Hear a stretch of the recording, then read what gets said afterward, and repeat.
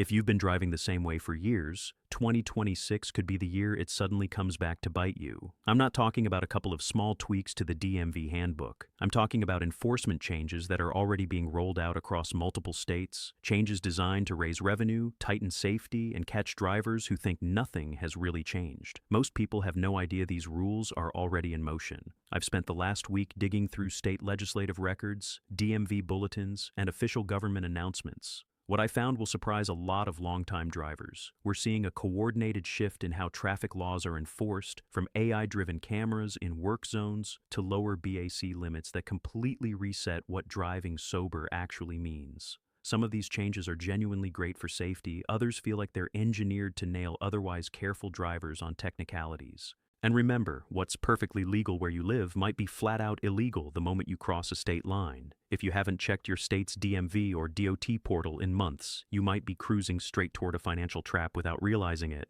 Hit that subscribe button now, because in 2026, what you don't know about driving laws can absolutely cost you. I'm going to break down the 10 most important changes, which states are leading the crackdown, and exactly what you should do to protect both your license and your bank account. Let's start with something that's spreading across the country at incredible speed: the complete end of leniency for distracted driving. For years, many of you lived in what were called secondary enforcement states. That meant an officer couldn't pull you over just for using a phone. They needed another violation first, like speeding, a broken taillight, or expired tags. That era is essentially over. Beginning in 2026, more than a dozen states, including big ones like Florida, Ohio, and Pennsylvania, have moved fully into primary enforcement for distracted driving.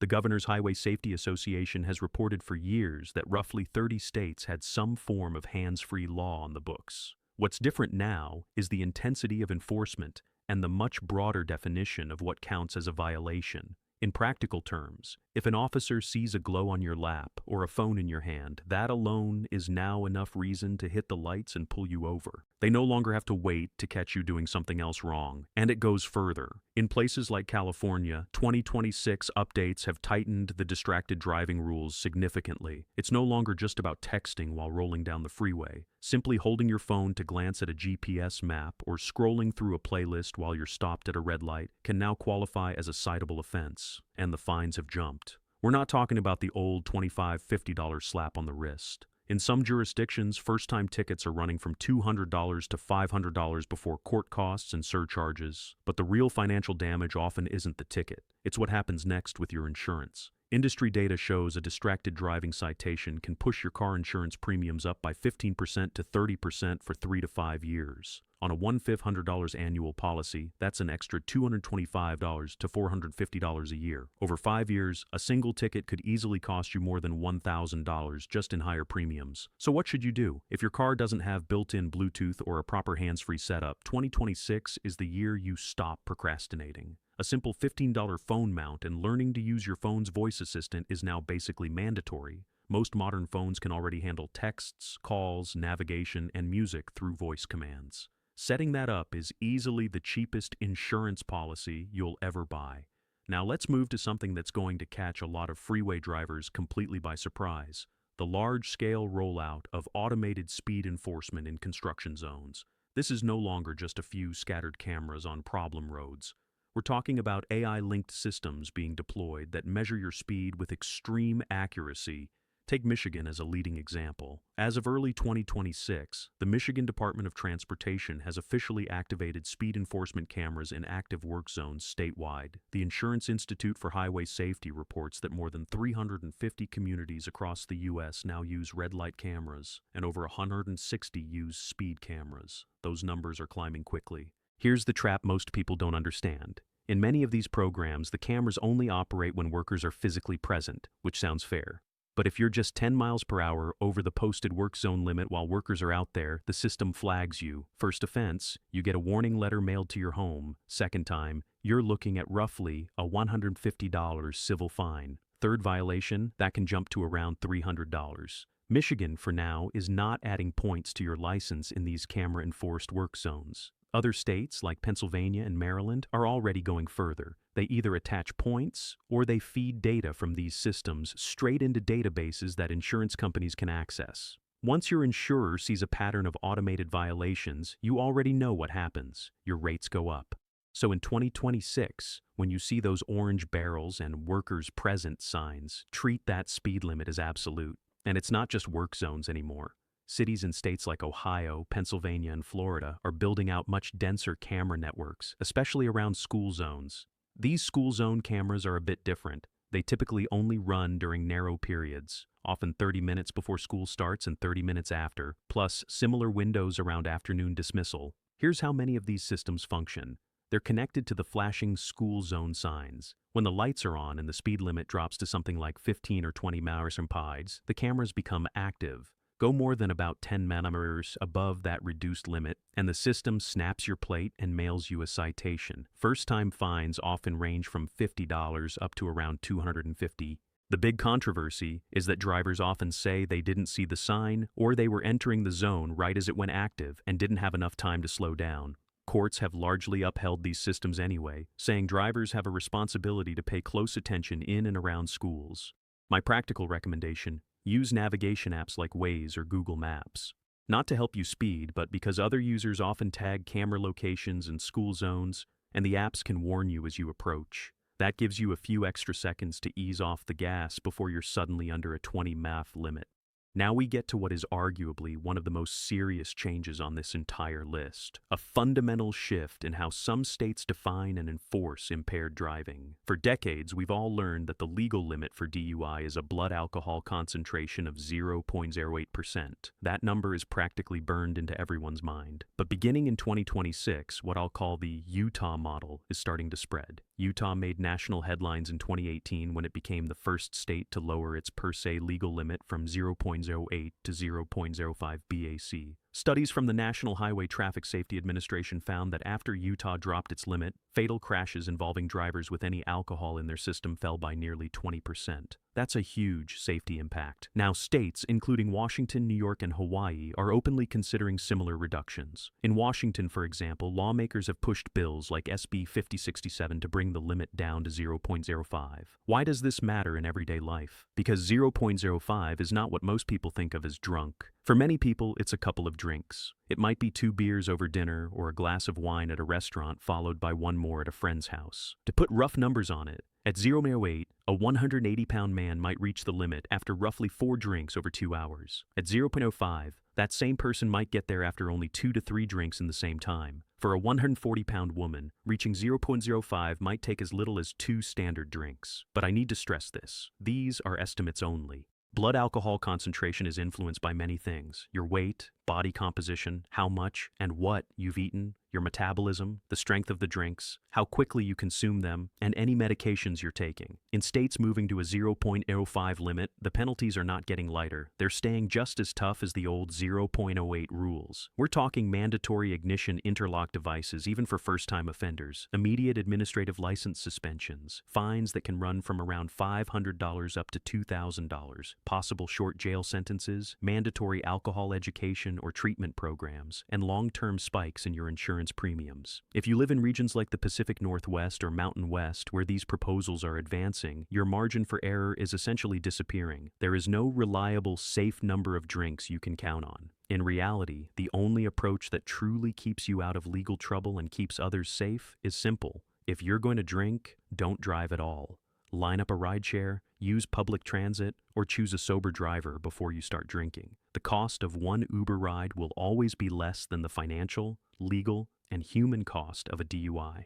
Next, let's talk money. Specifically for anyone who bought an electric vehicle expecting to save indefinitely on gas and road taxes. If you bought an EV assuming you'd avoid a lot of highway fees, you may not like what's coming. As of January 2026, the free ride for electric vehicles is effectively over in more than 40 states. This isn't theory, it's already being implemented. Here's the core issue. For nearly a century, road construction and maintenance in the US has been funded heavily through fuel taxes. Every time you buy gasoline, a chunk of the price, the federal gas tax of about 18.4 cents per gallon, plus state taxes that range roughly from 15 to 58 cents per gallon, goes into transportation funds.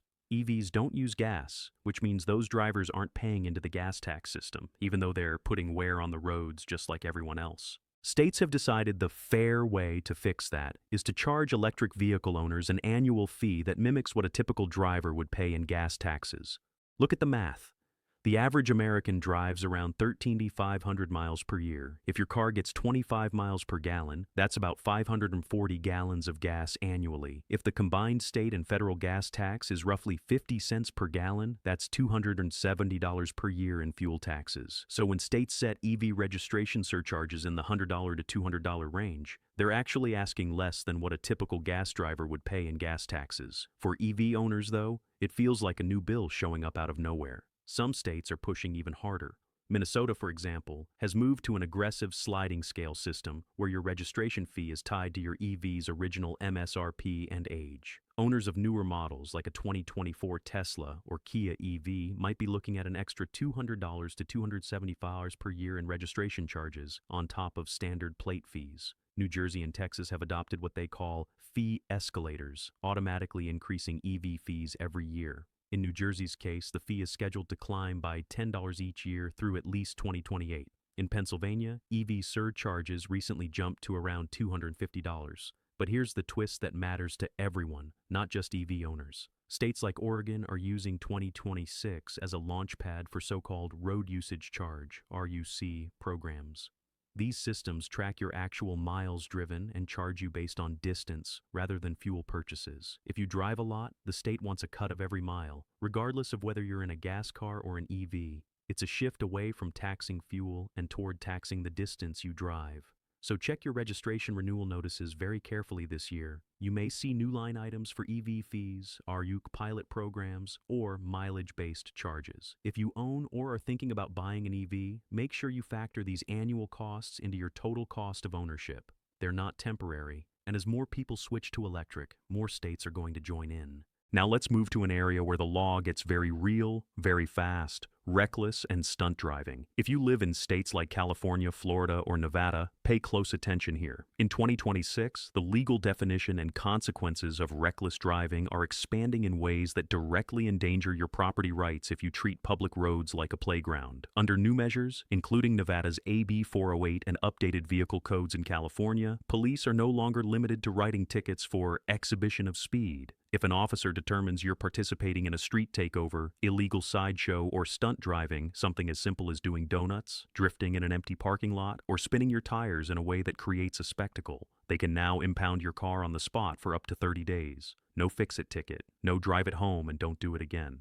We're talking, your car goes on a tow truck and you go home some other way. Florida's 2026 guidance goes after spectators too. If you're standing on a sidewalk filming an illegal street race, you can now be cited for a non-criminal traffic infraction that still carries substantial fines. For drivers, third-time offenses tied to street racing or stunt driving can bring felony charges and license revocations that last up to 4 years. The message is clear. Public streets are for transportation, not viral content. If you see burnouts, racing, or stunt driving starting around you, get out of the area immediately. Having your car locked in an impound lot for 30 days will cost far more than just a ticket. With daily storage fees often running $50 to $100, you're looking at $2,500 to $3,000 just in storage, plus towing, plus whatever original citation you were given. Now, for a rare bit of good news, sort of, for older drivers, but it comes with a procedural twist that can absolutely cause headaches. States are quietly overhauling how they handle senior drivers at the DMV, and this affects anyone with aging parents or grandparents too. Take Illinois as a standout example. As of 2026, the state's Road Safety and Fairness Act has changed long-standing policy. For years, Illinois was the only state that required mandatory behind-the-wheel tests starting at age 75. Now, that mandatory road test age has been bumped to 79, and for many drivers, it won't kick in until age 87. Why the change?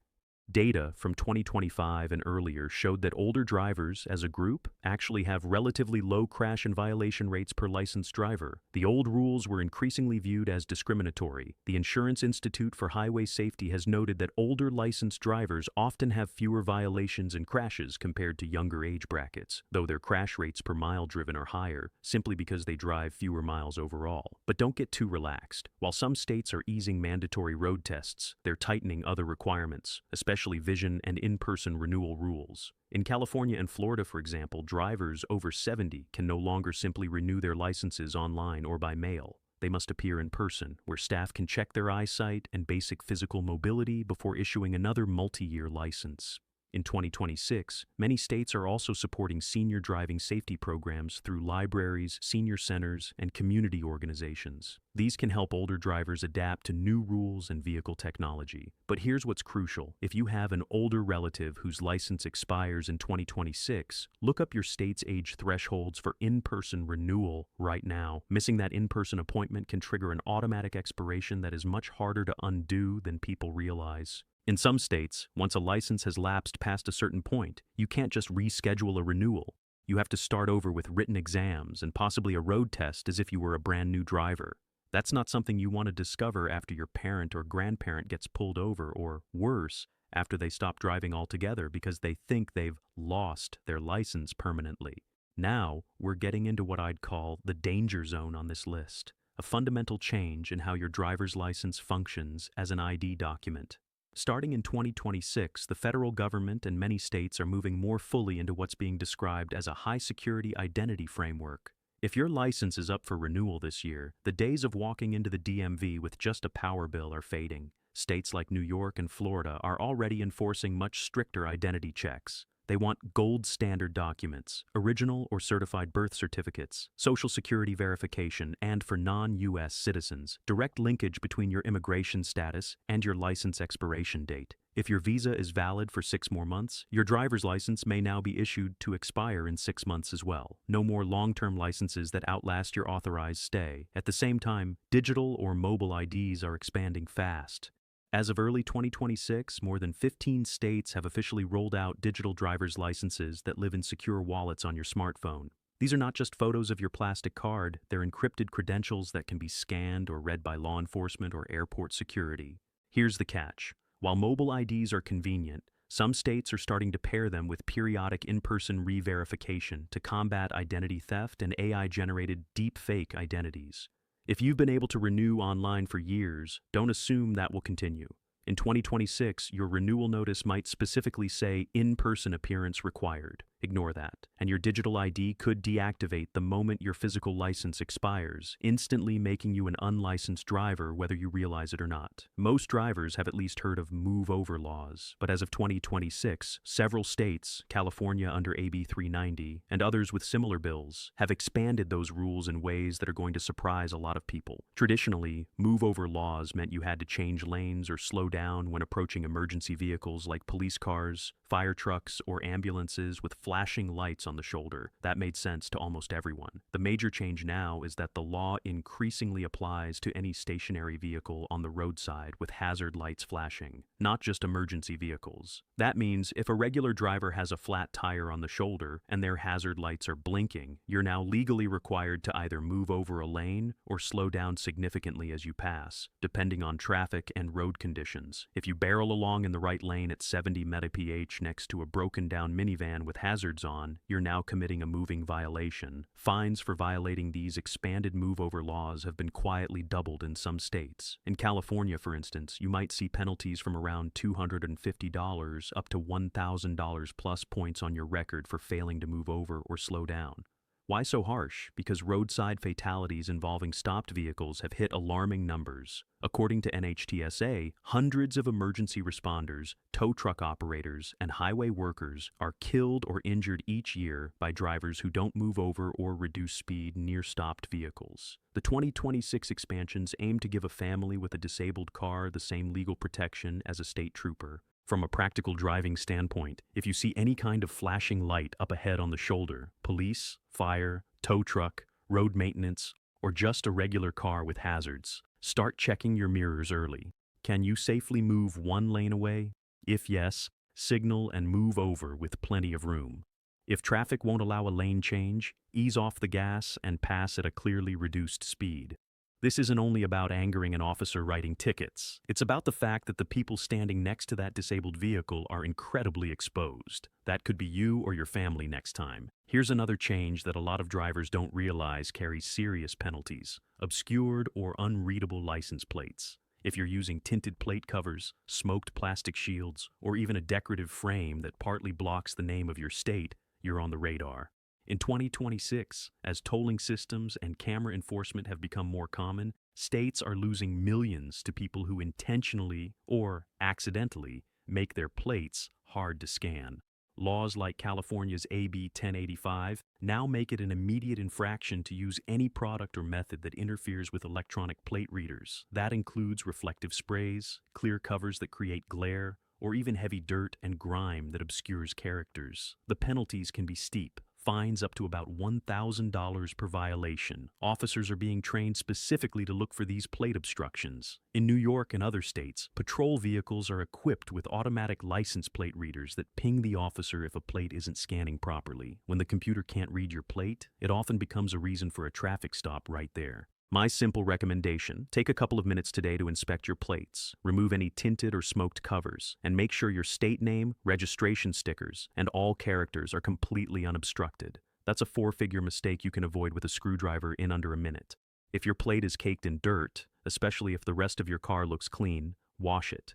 Some officers interpret that as deliberate obstruction, not just random road grime. Finally, we reach what might be the most impactful change for families in 2026. A much tougher, more standardized path for teenagers and new drivers to earn and keep full driving privileges. If you have a teen learning to drive, or you are that teen, this part is critical. Many states are reshaping their graduated driver licensing, GDL systems, drawing inspiration from places like British Columbia and Virginia. On the surface, some of these changes sound easier. For instance, removing a second road test requirement. But what they're adding in its place can be much tougher. A strict 12-month clean record probation period. Under these new frameworks, new drivers, often under 21, may get their intermediate licenses with fewer hoops. But for the first year, they're on very thin ice. A single moving violation or at-fault fender bender during that 12-month window can freeze their progress. They might have to wait an extra year to move to a full license, complete mandatory safety courses, or in some states, even restart the permit and testing process from scratch. We're also seeing teen nighttime curfews tighten, moving from 11 p.m. to 9 p.m. in some jurisdictions. Why? Research from the Insurance Institute for Highway Safety consistently shows that strong GDL laws reduce fatal crashes among 16-year-old drivers by 20% to 40%. The two biggest risk factors identified are passengers and nighttime driving. Each additional young passenger in a teen's car raises crash risk sharply, and per mile driven, teen drivers have about 3 times the fatal crash rate at night compared to daytime. To respond to this, many states are now extending learner's permit periods from 6 months to 9 or even 12 months. Increasing required supervised driving hours from 30-40 up to 50-60, including mandatory night driving hours. Enforcing stricter passenger limits, often banning newly licensed teens from carrying passengers under 21, except siblings, for the first 6 to 12 months. For parents, it means you'll need to stay actively involved in your teen's driving practice for a longer stretch, but the data suggests the payoff is fewer late-night phone calls from hospitals or police. The bottom line in 2026 is this: a driver's license is no longer a one-time rite of passage you earn at 16 and then take for granted. It's a performance-based privilege monitored more closely than ever, whether you're 16 or 66. So, there you have it. 10 major changes to U.S. driving laws and enforcement for 2026. From AI cameras and school zone enforcement to 0.05 BAC limits, EV fees, digital IDs, and tougher teen licensing, the road environment is genuinely changing. These are not distant someday ideas. They are active policies being enforced right now across multiple states. Here's what I recommend you do today. First, if you're moving to a new state, don't assume its rules match the state you're leaving. Visit that state's DMV or DOT website and review the basics: phone use, speed limits, seatbelt rules, DUI thresholds, teen licensing, and senior renewal rules. Second, if you regularly drive across state lines, learn the key differences in the states you pass through, especially regarding hands-free phone requirements, speed enforcement, including cameras, and whether right-on red or U-turn rules differ. Third, keep your vehicle paperwork clean. Make sure your registration, inspection, if required, and insurance are always current. Set digital reminders before renewal dates. These are not things you want to discover are expired when an officer is already walking up to your window. Above all, remember that while some of these rules can feel like revenue generators, most are rooted in one goal: reducing injuries and saving lives. You might not agree with every specific law, but following them keeps you and everyone around you safer and keeps your money from disappearing into fines and insurance hikes. If this video helped you understand what's changing on the roads in 2026, do one more thing. Share it with someone you care about. Send it to your parents, your new driver teenager, or that friend who commutes across 3 states. These enforcement shifts are designed to catch people who aren't paying attention. A little knowledge now can save your family thousands of dollars and a lot of stress later. Drop a comment below and tell me, which of these 10 changes do you think is the most unfair, and which one surprised you the most? I'll be in the comments responding to as many of you as I can. Make sure you're subscribed and notifications are turned on, because traffic laws are evolving constantly, and I'll keep tracking the changes that actually matter for your day-to-day driving. Thanks for watching, drive safely, stay alert, and I'll see you in the next video.